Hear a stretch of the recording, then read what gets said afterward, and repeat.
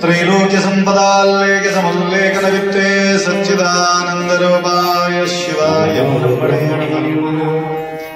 Yamaha उत्सर्वलोकानां प्रकृतिमो शास्त्रपारकम् तां धर्मचारिणीं शम्भो प्रणमामि परं शिवम्।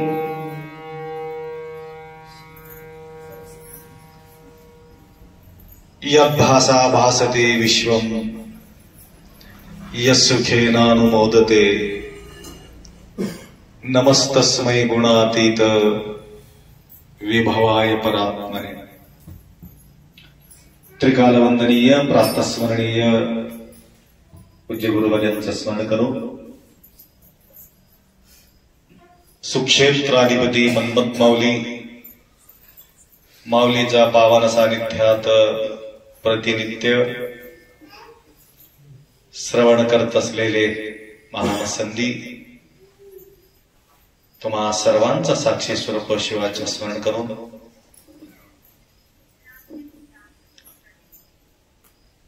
अनेक संत या भारत भूतलावरती एक आदर्श जीवन जगून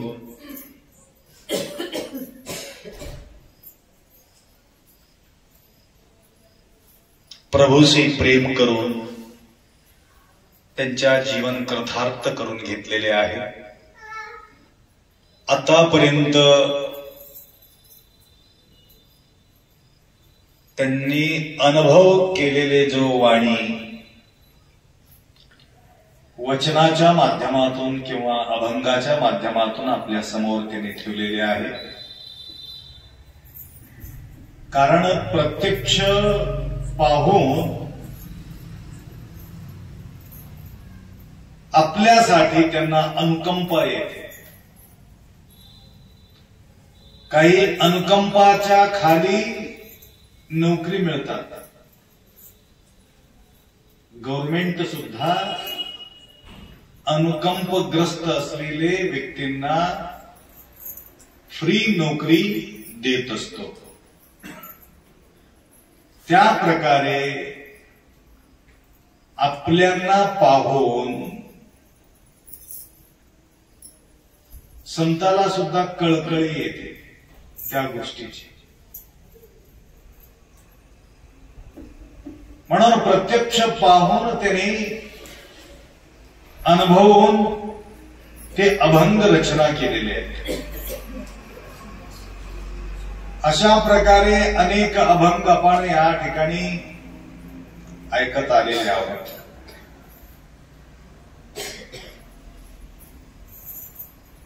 कारण जे आपल्याला हे शरीर मिळालेले आहे,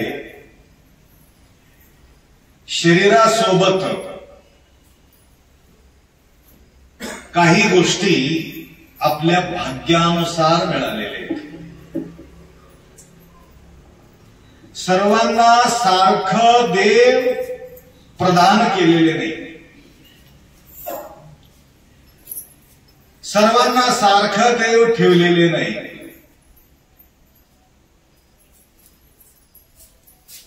आपल्या प्रारब्धाच्या कर्मानुसार शरीर मिळालेले आहे,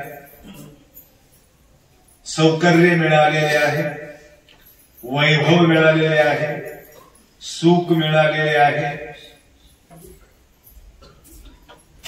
शरीराची अवयव मिळालेले आहेत। ते कशामुळं? पूर्वजन्माचा कर्मामुळे या ठिकाणी मिळालेले। सत्कर्म केलेले असेल तर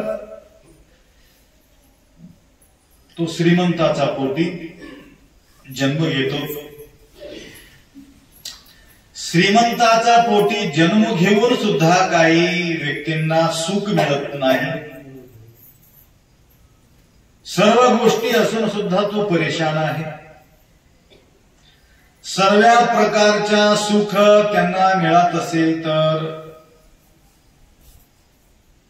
त्यांनी घर सोडत नव्हते।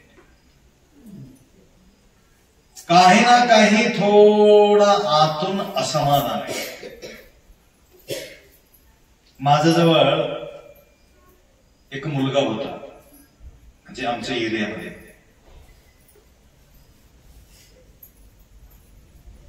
त्यांचे नाव सांगत नाही कारण चॅनलमध्ये त्यांनी सोडतात, म्हणून बरेचसे लोकांचं मी नाव न घेता त्यांच्या काही जीवना आधारित काही गोष्टी तुम्हाला मी बोलू शकतो।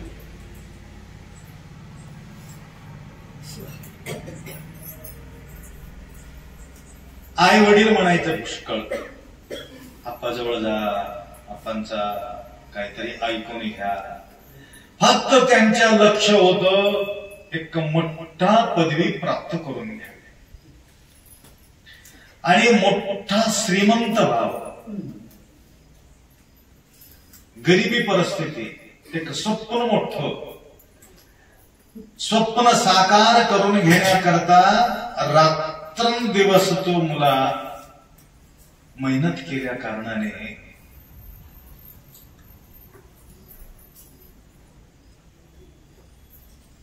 वीरशैव लिंगायत हॉस्टेल, बीबी हॉस्टेल, हैदराबाद त्या ठिकाणी त्यांच्या शिक्षण झाले, फ्री जेवण वगैरे असल्यामुळं हॉस्टेलमध्ये. MBBS ला फ्री लागला.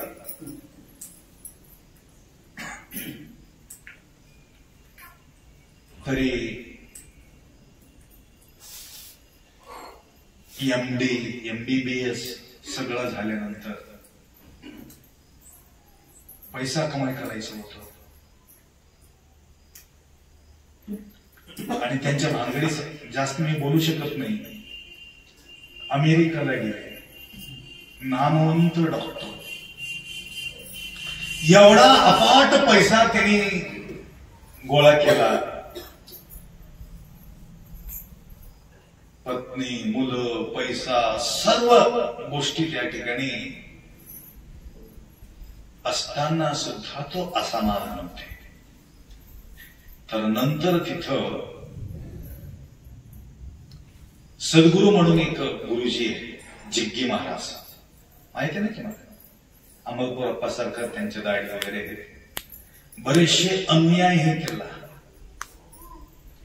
आणि शिवावर भयानक श्रद्धा असलेले महाराज आहेत. मोठं मूर्ती बसविली तिने तमिळनाडूची बॉर्डरवर.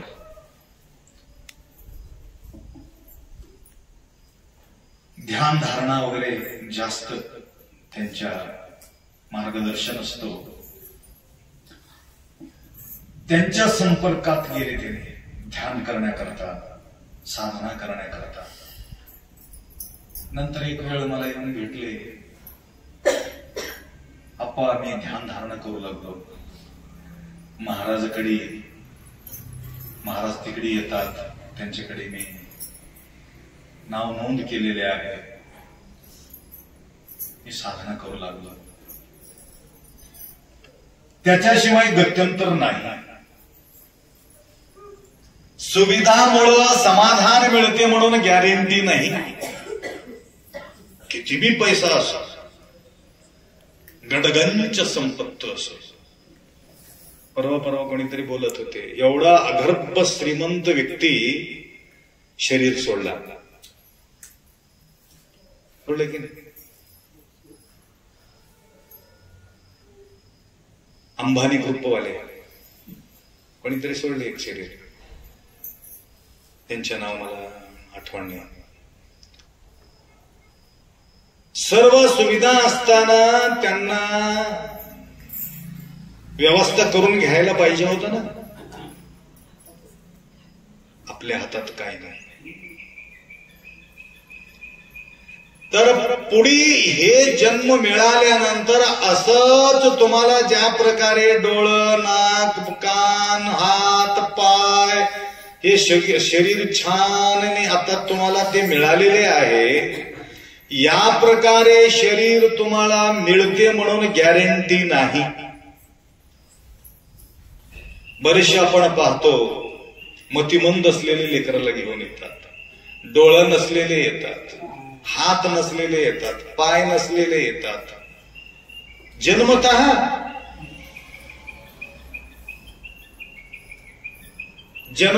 कारण आंधळा होण्याचं काय कारण आहे, लंगडा होण्याचं काय कारण आहे, खुळं होण्याचं काय कारण आहे. देव ह्याला कारण नाही. आम्ही खुद्द त्याच्या कारण. आता भरपूर भरपूर भरपूर भगवंत तुम्हाला धनाचा कृपा केलेली आहे, गडगंच संपत्त भरून आहे, परंतु कुठल्याही व्यक्ती एक नया पैसा सोबत घेऊन जाऊ शकत नाही. त्याने जोपर्यंत शक्ती आहे तोपर्यंत झाले तेवढं या ठिकाणी सेवा करणे. परवा लहान वयामध्ये एक कर्नाटकमध्ये एक हिरो,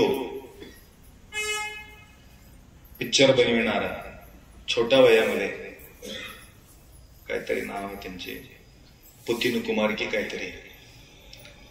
तर हार्ट अटॅकनं तो गेला.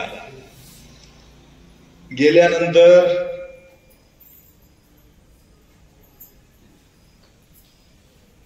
परिवार तर रडणारच. अनेक लोक सहन न होता फाशी घेऊन मेलेले आहेत. आम्हाला सोडून तो गेला म्हणून. कोणी विष पिऊन मरून गेले. आणि त्यांनी गेल्यानंतर कळाले की त्यांनी कितीतरी अनाथ आश्रम त्यांनी इन्स्टिट्यूट चालवित होते. त्यांच्या संपूर्ण टोटल त्याच्यामध्ये एक 10% त्यांच्यासाठी ठेवून घेऊन बाकीचे 90% पैसा अनाथ वृद्धाश्रम, अनाथ मुलाचा आश्रम त्याच्यामध्ये त्यांच्या पैसा खर्च होत होती. ते सगळे हो म्हणून रडत होते, आमचं कसं होईल आता म्हणून. आता आम्हाला कोण चालविणार, आमचं पोट कोण भरणार. अशा व्यक्तींना शरीर कसं मिळेल आपणच विचार करायचा. म्हणून पूर्वीच्या जन्मात देवाने डोळं दिले, त्या डोळ्याचा सदुपयोग आपण करत नसेल तर नक्की पुढच्या जन्मामध्ये तो आंधळा होणार. देवाने हे छान हात दिले, हे हाताने पूजा बी केला नसेल, दान बी केला नसेल, चांगला कर्म बी केला नसेल तर पुढच्या जन्मात हात बी मिळणार नाही. आणि तीर्थयात्रा पायी घडो, देह पडो. तीर्थयात्राच्या ठिकाणी हे पाऊल कधी पुढे सरकलेले नाही.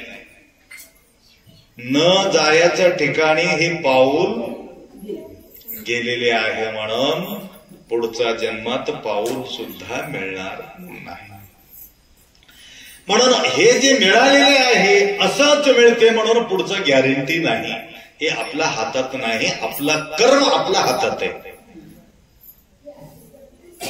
भाग्य हमारा हात में है, भगवान हमारा साथ में है. देव आमचं वाठोळं बी करत नाही, आमचं चांगलं बी करत नाही, आमचं वंगळं बी करत नाही. हे उजाला आहे की नाही उजाला. या उजालामध्ये वाईट कर्म बी करता येते, चांगलं कर्म बी करता येते. ते लाईट काय करणार आहे त्याला. तुम्ही वाईट करत असला तर गप्प दिशी बंद होणार आहे नाही. लाईट असल्यासारखं आहे देव. त्यांच्या साक्षीनेच वाईट कर्म घडते, त्यांच्या साक्षीनेच चांगलं कर्म घडते. आपल्याला वाटते आम्ही लपून काम करू लागलो, नाही, लपत नाही. सीसी कॅमेरा कंटिन्यू चालू आहे, करंट गेलं तर बी चालू आहे, करंट जातच नाही. म्हणून पूर्वी तुम्हाला सांगितलं मी, चित्रगुप्त, चित्रगुप्त. गुप्त म्हणजे न दिसणारे, चित्र म्हणजे दिसणारे. दिसणारा चित्र, न दिसणारा गुप्त. हे सीसी कॅमेरा तुम्हाला दिसत नाही, परंतु तुमचा पिक्चर क्लिअर क्लिअर क्लिअर त्या ठिकाणी चित्र काढू लागले. चित्रगुप्त म्हणणारा तुमचं चित्र काढत आहे. ज्या प्रकारे यांनी युट्यूब मध्ये कॅचिंग चालू आहे फक्त प्रवचनापुरतं, त्यांच्या तसं नाही. 24 तास मरेपर्यंत तुमच्या सोबत एक कॅमेरा देवाचा आहे. ते कॅमेरा काढून चित्रगुप्त हिसाब करतात.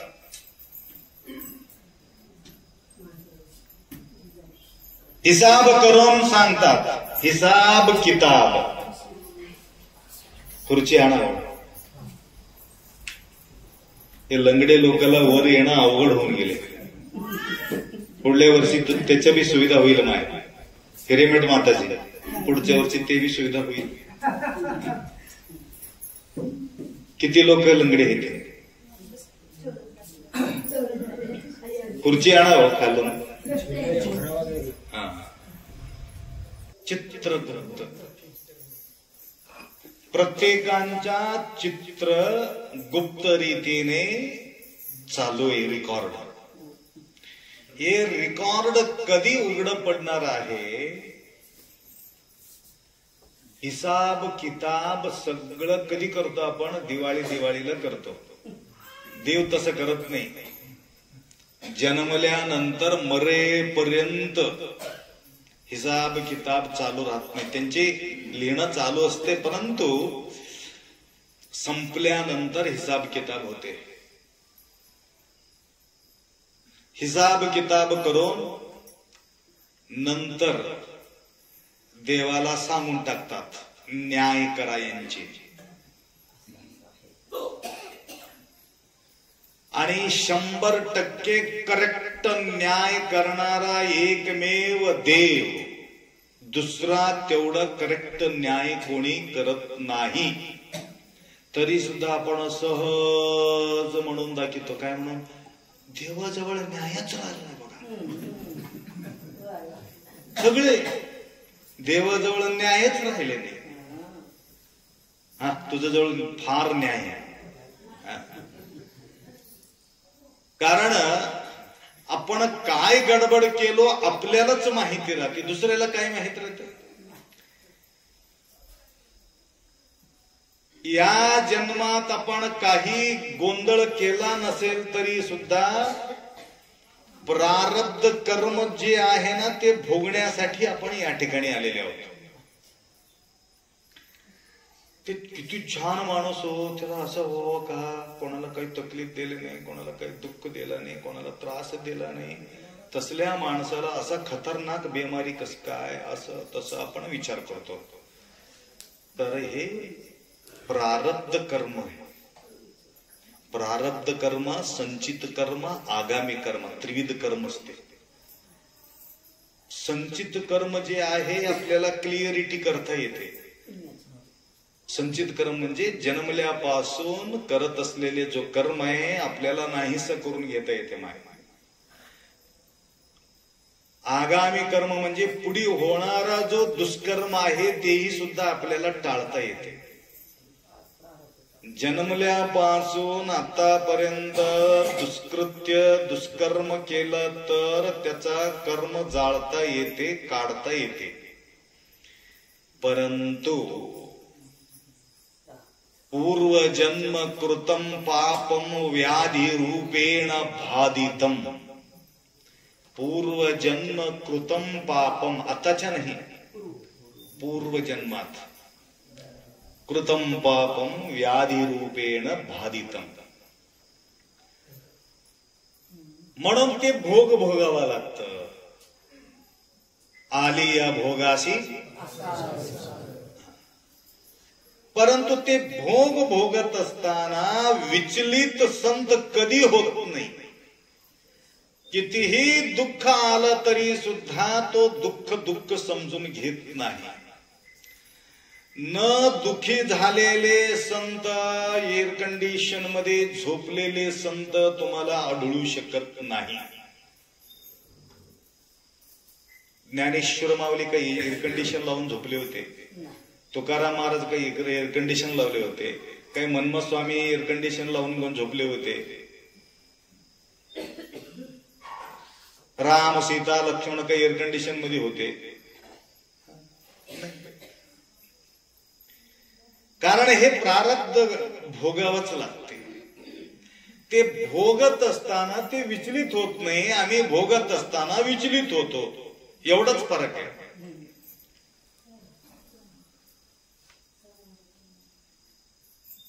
मी बराच वेळ बोलत राहतो, जो जहाज को टकरा देता है उसको तूफान कहता है, जो तूफान को टकरा देता है उसको इंसान कहते हैं.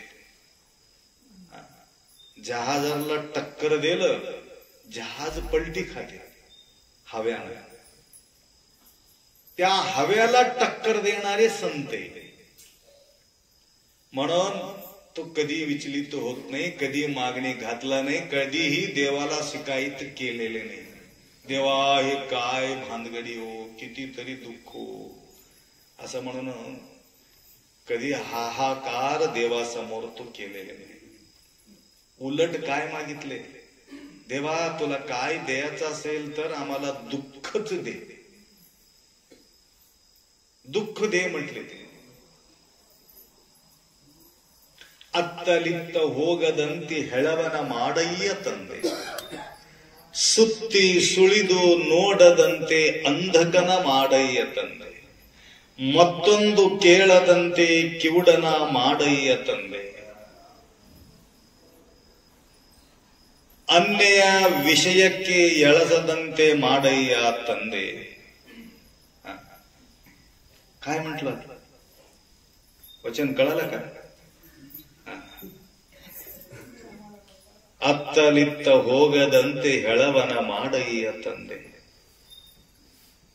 बसवಣ್ण काय मागितलं, मला लंगड करून टाक, मला खुळ करून टाक, मला आंधळा करून टाक. कशामुळं?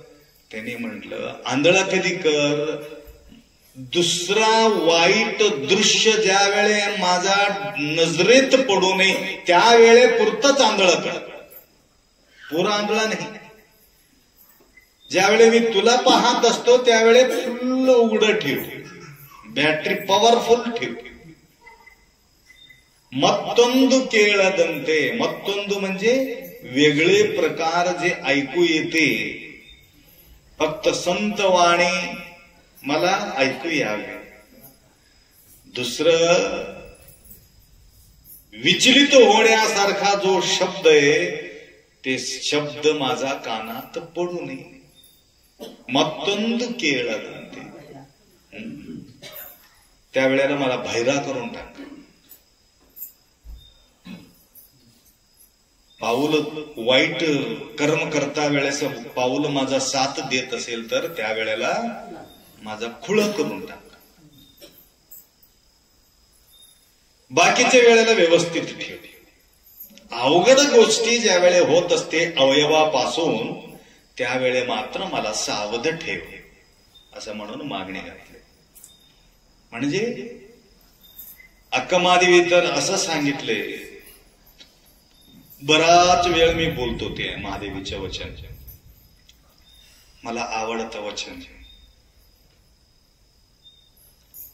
भूक लागल्यानंतर भीक मागण्यासारखं कर.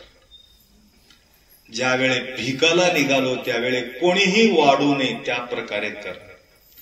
कोणीतरी देवा कळकळ येऊन वाढलं तर माझा पदरामध्ये न पडता खाली पडण्यासारखं कर. ज्यावेळे खाली पडले म्हणून वाकून घेता वेळेस एक कुत्र येऊन घेऊन जाण्यासारखं कर. असं केलं तर तू देव आहे, तुझं शपथ आहे असं कर म्हणून म्हटले. आम्ही शपथ कसं घालतो, पुढल्या वर्षी माझा काम झालं तर ठीक आहे, नाहीतर तुझं दरबाराला पाऊल ठेवणार नाही. आमची उलट असते. एक एवढा कामाचा लिस्ट देतो त्याला, भयानक मोठा लिस्ट देतो.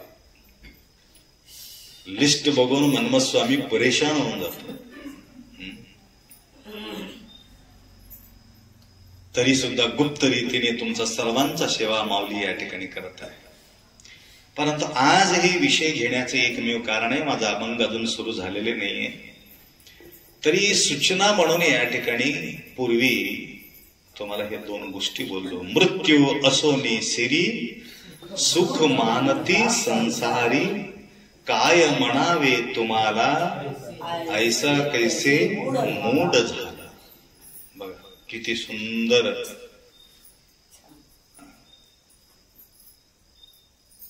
पूर्वी तुम्हाला सांगितलं हे सगळं मिळाले पूर्वजन्माचा पुण्याईमुळे प्राप्त झालेले आहेत.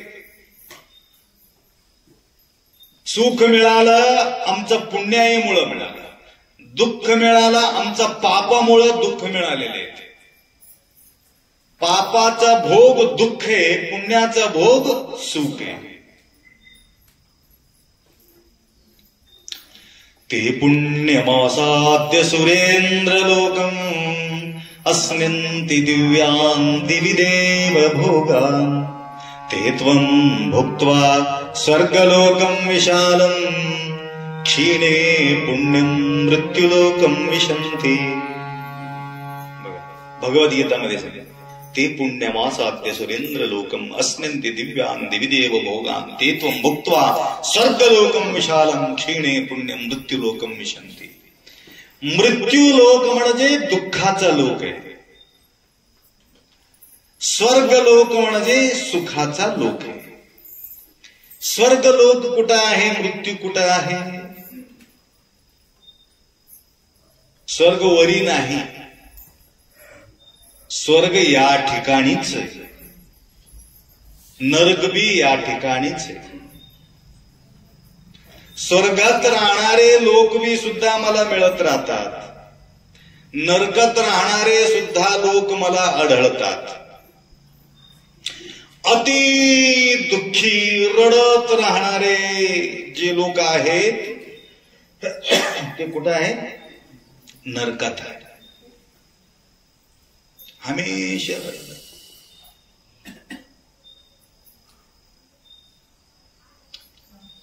काही व्यक्ती असं असतात, हमेशा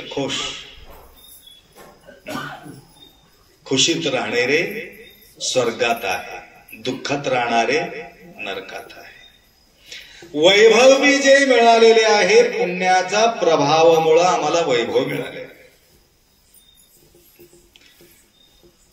मृत्यू असोनी सिरी सुख मानती संसारी. संसारात सुख मिळवीत असलेले जे लोक आहेत त्याला वाटते आम्ही हे असंच मरेपर्यंत सुख भोगत राहतो. मरेपर्यंत जन्म दुःख, जरा दुःख, मरण दुःख. सकाळी मी बोला ना, जरा आणि मरण दोन्ही येऊ नये म्हणून मागितले.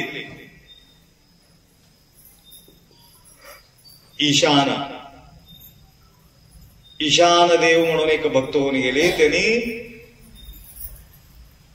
जन्म बी होऊ नये, मरण बी होऊ नये, जरा बी होऊ नये. जरा म्हणजे बिमारी, बिमारी येऊ नये, मरण बी येऊ नये असं मागितले महादेवाला. महादेव म्हणाले, जन्मलेले जीव एक ना एक दिवस कधी ना कधी जावं लागते, दिवस कमी किंवा जास्त. एक 4-5 भक्त तुम्हाला असं आढळतात.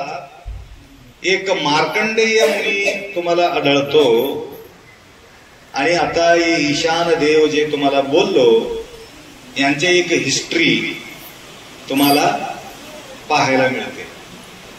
ऐकू येऊ लागले का मागे सगळ्याला? पावसाची बी गरज आहे माई. तळ्यातला पाणी कमी झाले, तळ भरणं जरुरी आहे. आम्ही 4-5 वाजता तिथं चाललो उडी मारायला. तिथं पाणी असलं तर उडी मारतो, पाणीच नसलं तर. पैसे असला तर खेळ चालते, पैसे नसलं तर तसंच आहे.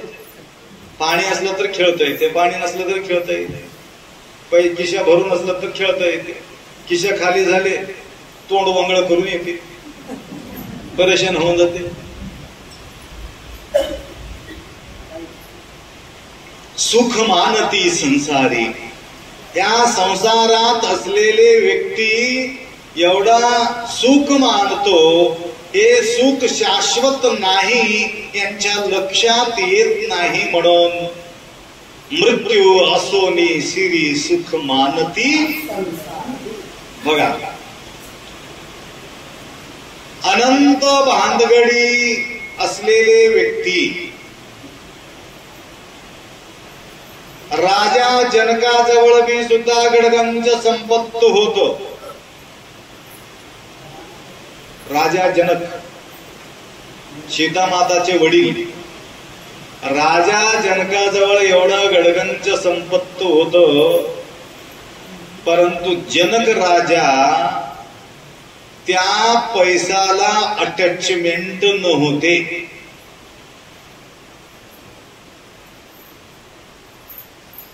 अनेक ऋषी योगी महान महान पुरुष त्या ठिकाणी त्यांच्या परीक्षेसाठी आले. विदेही राजा म्हणतात त्याला. देह असून सुद्धा नसल्यासारखं राहणे, विचलित न होणे, व्याकुल न होणे. थोडस गडबड झालं, गोंधळ झाला, इतकं व्याकुल होऊन जातो आपण, बीपी चढून जाते, गोळी घ्यावं लागते, दवाखान्याला पळावं लागते. बीपी कस काय बीपी चढलं, काय कारण होतं? व्यवहारामुळेच महाराज. व्यवहाराशी काही अटॅचमेंट कशाला आहे? राजा जनक एवढा राजा मोठा असताना सुद्धा तो व्यवहाराशी अटॅचमेंट नव्हते. त्यांच्या परीक्षा घेण्यासाठी हे विदेही कसं असतील. मी अभंग सोडून जात नाही, अभंगाला धरूनच बोलू लागलो, लक्षात घ्या. इकडं बी पाऊस चालू आहे, तिकडे बी पाऊस चालू आहे, दोनकडे जोरात पडू दे पाऊस. आम्ही लहान असताना म्हणायचं माय, आम्ही लहान असताना म्हणायचं बारो बारो मळेराया असं म्हणायचं, गाणं म्हणायचं स्कूलमध्ये. बाळीय बनके नीरिल्ला, बारो बारो मळेराया बाळीय बनके नीरिल्ला, हुयो हुयो मळेराया हूविನ ಗಿಡಕ್ಕೆ ನೀರಿಲ್ಲ. कळाले का माय? कुठून आले? कुठून? अब्दुल्लाबाद. मी मला शेळगावहूनच आले असं. आदिलाबाद डिस्ट्रिक्टहून आले. कोल्हारी कोल्हारी कोल्हारी की कोल्हारी तिथून आले. माताजी आमचा मेंबर आहे, ट्रस्टी मेंबर आहे आपले अन्नक्षेत्राचे. अनेक मेंबर आपल्या अन्न ट्रस्टीमध्ये नाव नोंदविलेले आहेत.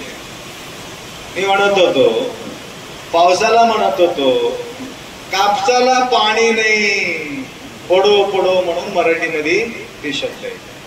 फुलाच्या झाडाला पाणी नाही येऊ दे पाऊस असं म्हणून लहान असताना शाळेत असताना गुरुजी आम्हाला म्हणायला लावायचं. लेकराच्या गोष्टी मेघराजा ऐकतेत म्हणून आमच्याकडून म्हणायला लावायचं. ये रे ये रे पाऊस. हा वा वा बघा, मराठीमध्ये बी आहे, मराठीमध्ये बी आहे. राजा जनक दोन योगी पुरुष त्या ठिकाणी आले. राजा साहेब तुम्हाला चर्चा करायचं आहे. ऐकू लागले का माहिती सगळे? पाठीमागे झोपी गेली की झोपलं तरी बी काही टेन्शन नाही. अंधारमध्ये ज्याला झोप आहे अंधारमध्ये जाऊन बसा. सहजासहज आमच्या प्रवचन मध्ये कोणी झोपत नाही. ऐकू येत नसलं तरी सुद्धा ऐकलेले लोकांना नंतर विचारून घ्या.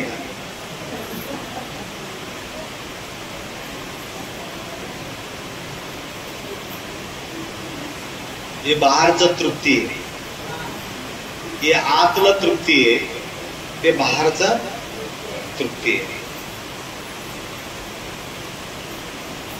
सुकून चाललं होतं सगळं पीक.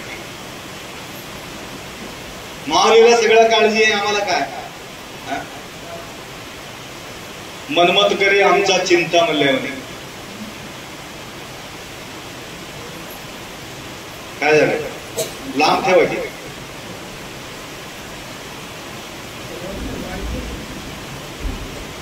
हो अच्छा. ओम सांबजे नमः पार्वते हर हर हर हर.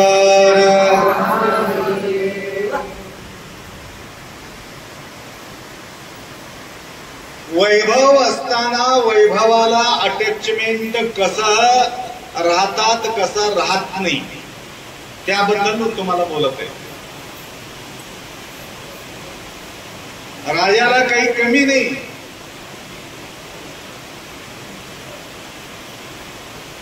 तरी सुद्धा असा मोठा प्रभावशाली राजा कसं निवांत झोपतील. सडकून 8 तास झोपतो, कुठल्या ताण तणाव नाही, परेशानी नाही. त्यांच्या परीक्षा घेण्याकरता 2 संत त्या ठिकाणी आले, संन्यासी लोक भेटले राजांना. राजा संत मंडळींना फार आदरपूर्वक त्यांनी पाहत होते. महाराजांना भेटले, त्यांच्या चर्चा करायची आपल्यासोबत. त्यांनी म्हटलं आलात 4-5 दिवस राहायच, समाधानकारक इथं तुमचं आम्ही सेवा करू, नंतर आपण चर्चा करू. राजाला कळाले हे कशासाठी आलेले. तुमचं व्यवस्था, आम्ही राजमहल मध्ये राहत नाही. मग कुठं राहणार आहे? आम्ही झोपडीमध्ये राहणार. झोपडीला काय मोठी गोष्ट आहे, आता ऑर्डर देतो 1 तासात झोपडी तयार करतात. झोपडीमध्ये तुमचं सगळं व्यवस्था करतो. सगळं व्यवस्था करू नका, फक्त झोपण्याचं व्यवस्था करा बस. एक चटाई देऊन टाका बस, दुसरं काय लागणार नाही. आपल्या सोबत सगळं आहे. झोपडीत राहावं लागले. 1-2-3 दिवस त्या ठिकाणी सर्व सुविधा झोपडीपर्यंत त्यांच्या प्रसादाचा व्यवस्था सगळं ठीक व्यवस्था चालू होतं. एक दिवस मोठा गाव असेल 5 रात्र, छोटा गाव असेल तर 1 रात्र. आम्ही वास्तव्य करतो राजा साहेब, आम्ही जास्त दिवस एक मोठ्या गावामध्ये आम्ही राहू शकत नाही. 5वा दिवस आहे, आता आम्ही जाणार आहोत, तुम्हाशी आम्हाला बोलायचंय. बोलायला त्यांनी सुरुवात केली. एवढा वैभव असताना सुद्धा तुम्ही एवढं निवांत प्रसन्न मुखानं, एवढा समाधानकारक, सुटसुटीत, कधी बेमार पडत नाही, तुम्हाला काही होत नाही, एवढं कसं समाधान. मोदी सारखे आजकाल राजा आहे ना मोदी, आल्यापासून तुम्ही बघतो न थकते न रुकते, रुकत बी नाही थकत बी नाही. हे राज काय आहे तुमची, एवढा अलिप्त कसा राहता तुम्ही, असा मनात होते. त्यावेळी एक दूत पळत आला. राजा राजा म्हटलं, काय झालं? महलला आग लागलेली. महलला आग लागलेली. ठीक आहे, विजून टाका, जावा की. इथं कशाला आलाच बोलायला? विजून टाक. हा बोला महाराज, काय पुढे तुमचं? हे घाबरले, हडगा लागले तिथं, एवढं समाधान बसले. नंतर अजून एक दूत आला. राजा साहेब म्हणले, काय झाले? हे जे महाराज होते त्या झोपडीला सुद्धा आग लागलेली. झोपडीला आग लागले. एक क्षणभर बी थांबल्याने ते पळत सुटले. ते महाराज दोनू. त्यावेळी तो म्हणाला, कस काय पळाला? काय नाही, आमचं 2 लंगोटी आहे त्याच्यात. त्यावेळी महाराजाला म्हणाले, बसा, तुमचा झोपडीला बी आग लागला नाही, त्यांच्या महलला बी आग लागली नाही, बसा म्हणले. आता हेच उत्तर देण्यासाठी आमचं हे नाटक होतं. राजाला माहिती नाही, त्याला इस्तू लागलं न लागला राजा आम्हाला सांगितलं नाही, परंतु अघटित घटना आम्हाला येऊन सांगा म्हणून आम्हाला सूचना होती. त्या प्रकारचे दोघांना बी सूचना दिलो. राजा विचलित न होता आराम बसलेले आहे. तुम्ही विचलित होऊन व्याकुल होऊन या ठिकाणी पळत सुटलेले आहे. 2 लंगोटीवर तुमचं जीव जडलेले आहे. एवढा वैभव असताना सुद्धा वो निवांत हे विधेयी.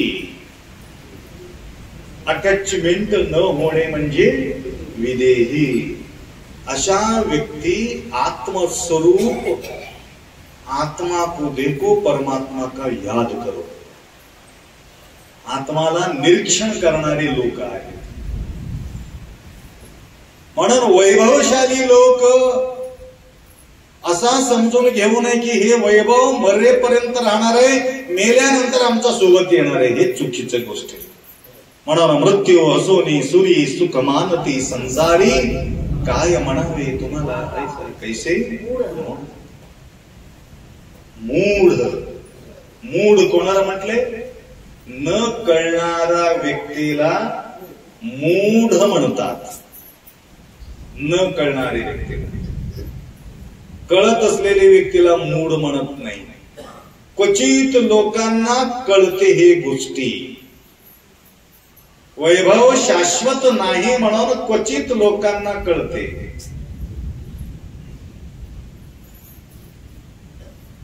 कोण तसे क्वचित? आमचे स्वामी सारखे, आमचे राम पाटला सारखे. बघा सतीपती किती प्रेमळ मनाचे आहे. गुरुमाऊलीचा सेवा म्हणजे भाव भरून भक्तियुक्त होऊन या ठिकाणी सेवा करतात. परवा आम्ही गेलो हिरेमठचे घरी. इतकं सुंदर त्या ठिकाणी त्यांच्या सेवा झालेल्या आहेत. कारण जोपर्यंत हे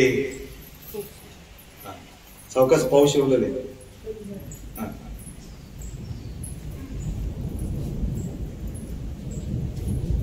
सोडायला यावं का?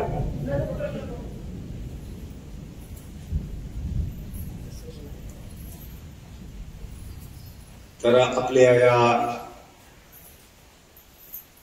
मठासाठी रूमचं व्यवस्था देवाने आम्हाला कृपा केलेली आहे. म्हणून राम पाटील कुसुमताईजी आपल्याला सेवा केलेली आहे. म्हणून या ठिकाणी वैभव आपण पाहतो. त्या प्रकारे हिरेमठ परिवाराकडून सुद्धा आम्हाला चन्नबसप्पा हिरेमठ त्यांच्याकडून सुद्धा एक रूमचा व्यवस्था या ठिकाणी झालेले आहेत. शिवकुमारजी हिरेमठ भरपूर भरपूर भरपूर भरून भरून त्यांनी सेवा करत आहे समाजाचं. तर आम्ही नांदेडला येणार आहोत म्हणून नांदेडला होत असलेले जो कार्यक्रमाला 1 दिवसासाठी प्रसादाची व्यवस्था त्यांनी केले होते, परंतु आम्ही त्या ठिकाणी विजिट देऊ शकलेले नाही. कारण माझं अनुष्ठान अधिक मास बिदर नगरी होतं. नंतर उदगीरमध्ये आमचा कार्यक्रम त्या ठिकाणी पार पडला. तर माताजी थोडा नाराज झाले होते. आप्पा तुम्ही येणार होते म्हणून आम्ही सेवा केलो होतो, परंतु मी येऊ शकले नाही. म्हटलं तर कधीतरी वेळ भेटली की तुमच्याकडे आम्ही पूजा पाठ करण्यासाठी येतो म्हणून परवा आम्ही मे मध्ये जाऊन पूजा पाठ करून आलोत. आज त्यांचेही सुद्धा या ठिकाणी आगमन झालेले आहेत. तर सांगायचे म्हणजे विषय ज्यावेळी आम्हाला मिळालेले आहेत त्यातून हे शाश्वत नाही म्हणून सेवेमध्ये आपण तत्पर राहिलो तर हे आपल्या जीवनात साठवण होऊ शकते. ते पुण्याचा साठवण. त्यामुळं काय होते, पुण्याचा संचय असल्यामुळं स्वर्गाचा सुख मिळते. म्हणजे आता तसंच जीवन आपल्या पुढच्या जन्मात सुद्धा असंच वैभवपूरित जन्म मिळावे म्हणून मिळालेले ह्याच्यामध्ये सेवा करणे. यासाठी बराच मी उदाहरण दिलेले. मी सांगत बसलं की हे रात्रभर ते चलत राहतं.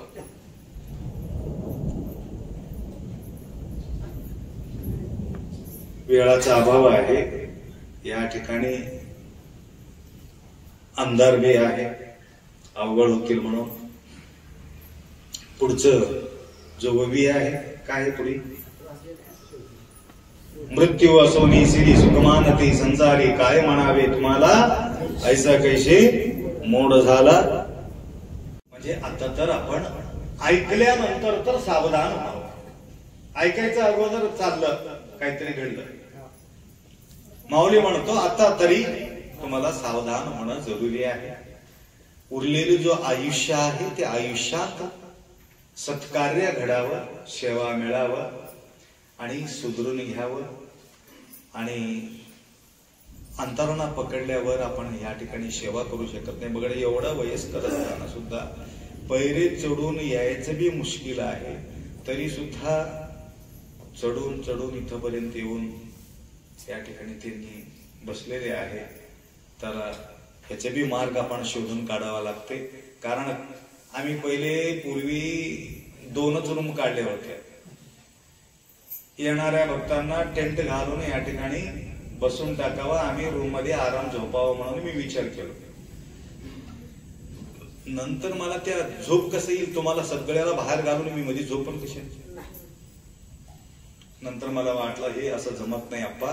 खोबाप्पाला सांगितलं आप्पा काही करावं लागेल, या ठिकाणी एक मंडप तयार करा, रूम नसलं तर नसलं. म्हणून पहिला मंडप उभा केलं, खालच्या मंडप उभा केल्यानंतर तिथं सुद्धा थोडा अडचणी होऊ लागला. मंडपच्या वरी 1-2 रूम काढलो तरी सुद्धा अडचणी होऊ लागला. नंतर हे 3ऱ्या मजलीवर हे 7-8 रूम काढलो, ह्याच्यावरी अजून 1-2 रूम काढलो तरी सुद्धा अडचणी वाटू लागला. म्हणून या वर्षी चांगलं 7 रूम त्या ठिकाणी केलेले आहे.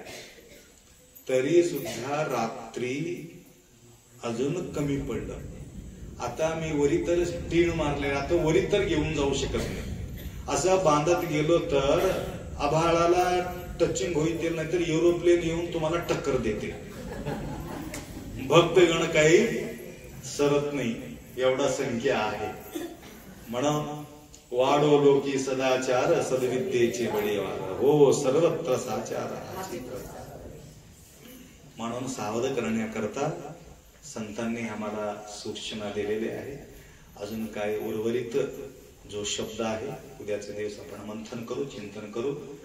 म्हणून तुम्ही भाग्यशाली आहात, कारण या जन्मात येऊन वैभवशाली लोक या ठिकाणी यारे वैभवशाली लोक बी सुद्धा येतात, श्रीमंत बी येतात, गोर बी येतात, गरीब बी येतात, काळे बी येतात, गोरे बी येतात. सगळे लोक या ठिकाणी येऊन सेवा करत आहात.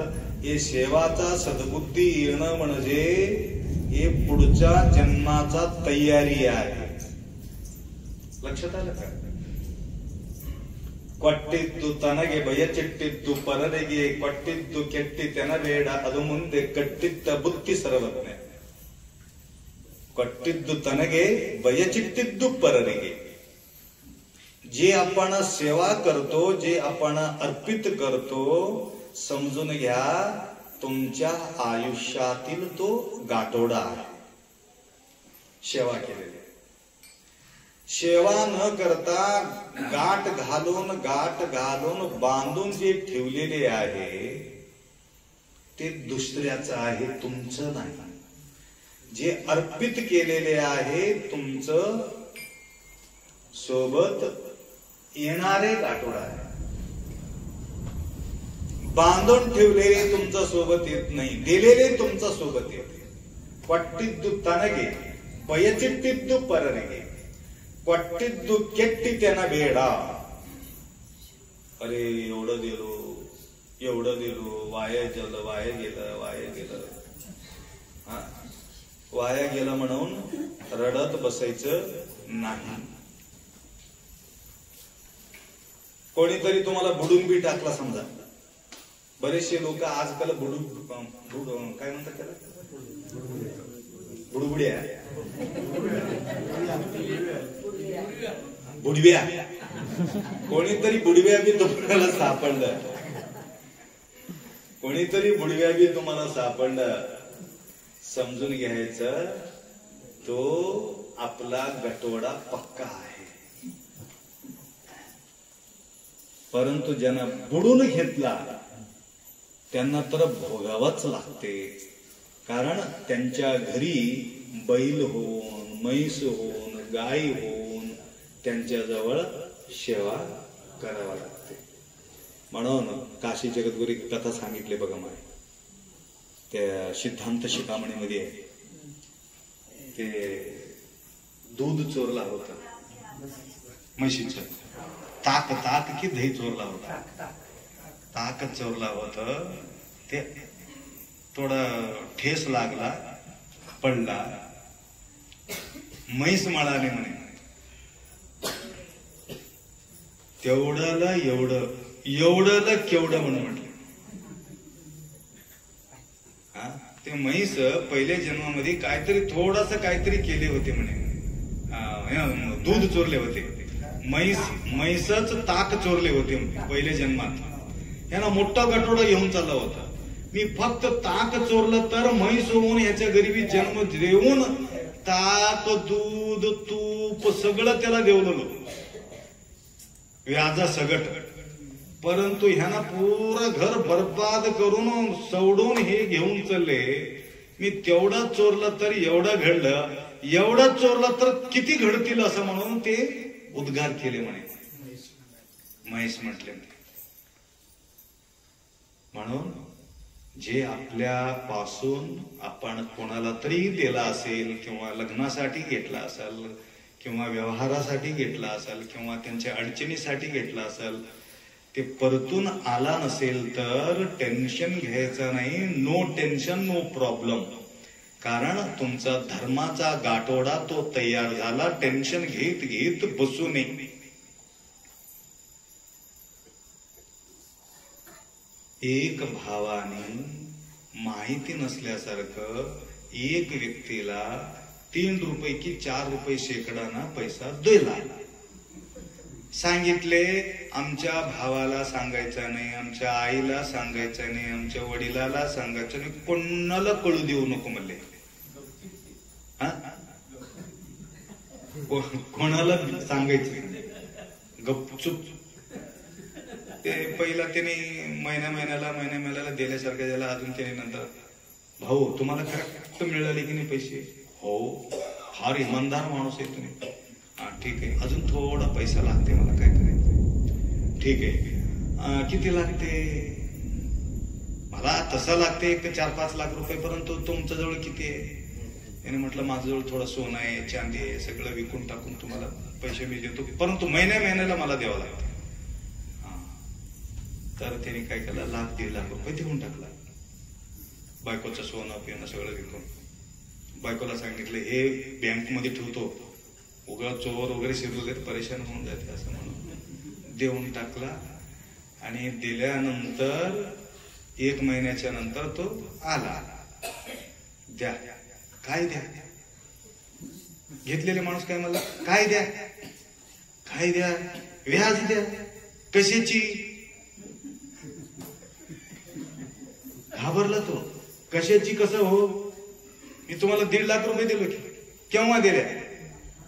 कोणासमोर दिल्या? उगाची उगा कोणाचं बदनामी करू मला लिही तुम्ही. हे जमाना तसं आहे हो, फार जागृत. कधी दिल्या असं म्हटले की तू घाबरले की. आता आईला सांगू नको म्हणले, कोणाला सांगू नका म्हणले, कोणा साक्षी नक्की, कोणाचं काही परिचय नाही, काय नाही. डायरेक्ट गेला, फाशी घेऊन मेला. कोण? देणारा मेला, घेतलेले आनंद राहिला. म्हणून ताण तणाव कोणी बुडविला असेल तर नो टेन्शन नो प्रॉब्लेम. आपला गटोडा पक्का आहे. हे समजून घ्यायचं, निवांत राहायचं, पुढल्या वर्षी येऊन या ठिकाणी अजून पूजा पाठ करायचं, घडले तेवढं या ठिकाणी दान करायचं, सेवा करायचं, तर समाधान राहतं. व्याजानं दिलेले समाधान राहते की दान केलेले समाधान राहते? समाधान राहते. हे आपला गाठोडा पक्का आहे. म्हणून कुसुमताईजी राम पाटील हे पूर्वी सद्गुरु माऊलीचे अटूट शिष्य आहे. यांच्या वडिलांच्या नावाने विठ्ठलराव पाटील नंदी होऊन महाराजांचा सेवा केलेली आहे, विठ्ठलरावजी पाटील. आणि तमलोरला महाराज येण्याचा एकमेव कारण आहे तो विठ्ठल पटेल. आपलं चरित्रमध्ये येते ते विठ्ठलरावजी पाटील तमलोरला पहिलेचे महाराजांना आणण्याचा कोशिश प्रयास त्यांनी केलेले आहे. म्हणून आज कर्नाटक मधून महाराज तुम्हाला या ठिकाणी मिळू लागलेले आहे. आज आमच्या शब्द मराठीतून तुम्ही ऐकत आहात. मी पूर्वी एक शब्द सुद्धा मराठी मला येत नव्हते, कन्नडाशिवाय दुसरा शब्दच कळत नव्हतं. तर आम्ही सुद्धा कर्नाटकातूनच आलेले आहे. हे विठ्ठल पटेलांचं जे मोठं योगदान आहे आणि त्यांच्या नावाने या ठिकाणी सुद्धा रूमचं व्यवस्था त्या 2 जोडी या ठिकाणी केलेल्या आहेत.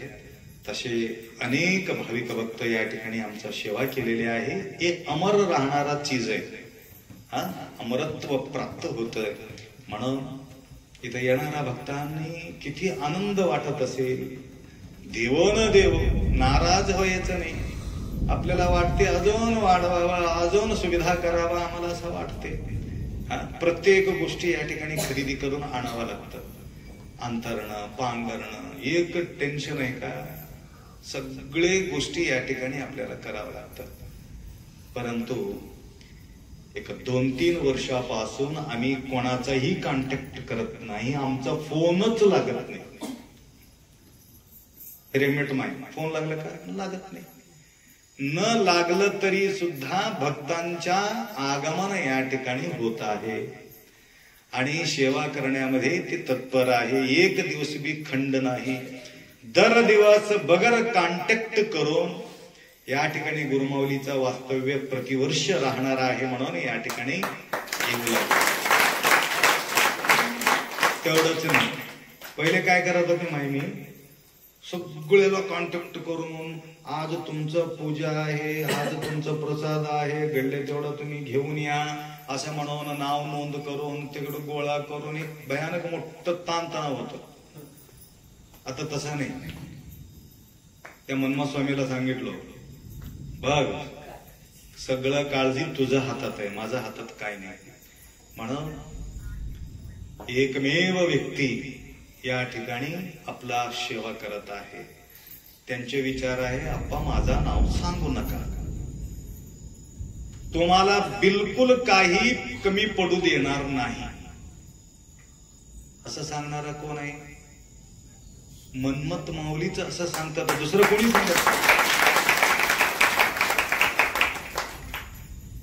म्हणून फक्त त्या दरवाजातून बाहेर यायचा, तुम्हाला प्रवचन करायचं, वरच्या वरी उगा फिरत राहायचं, ते लेकराला वगैरे सांगत कुठं कुठं व्यवस्था चालू आहे की नाही. थोडं महाराज आलेत म्हणलं तर महाराज येतात म्हणून थोडं भीतेत म्हणून फिरायचं. दुसरं काय, मला भीतेत की न भीतेत मला माहित नाही. त्यासाठी उगा चक्कर मारायचं, चक्कर मारून निरीक्षण करून यायचं. आम्ही असले की थोडं त्यांना ऊर्जा बी वाढते. सुंदर काम लेकरांनी करू लागलेले. फार गोंधळ झाला होता. अजून उद्या सकाळी सकाळी लवकरात लवकर ते थोडा कोपरा शिल्लक राहिलेले ते एक साफ करून टाकू. भक्तगण आल्यानंतर त्यांना थोडा प्रसन्नता वाटावं, सुचिरभूत वाटावं म्हणून क्लीन ठेवणं बी जरुरी आहे. गलीज न करता रूम मध्ये राहिल्यानंतर रूम सोडून जाता वेळी सुद्धा एकदम क्लिअर स्वच्छ करून जावं. कोणी घाण करून ठेवून गेलं असलं तरी सुद्धा आपण त्या ठिकाणी स्वच्छता करा. आपलं काम आहे, स्वच्छ करणं आपलं काम आहे. एक वकील माताजी आले होते निजामाबादहून. गेल्या वर्षी सगळं गोंधळ माजून गेले होते. तर ते माताजी म्हटले, आप्पा किती, मग कसं करेन, मी माणसाला लावू का? नाही नाही, मी आहे ना. म्हणून स्वच्छ पूर्ण धुवून काढले. वकील होते, परंतु संपूर्ण टोटल धुवून काढून स्वच्छ करून चावी देण्यासाठी आले. म्हटलं कसं झालं, तुम्ही बघा कसं झालं, तुम्ही बघा. मला बघा म्हटले की माझं लक्षात आलं, एकदम क्लिअर केलं असेल.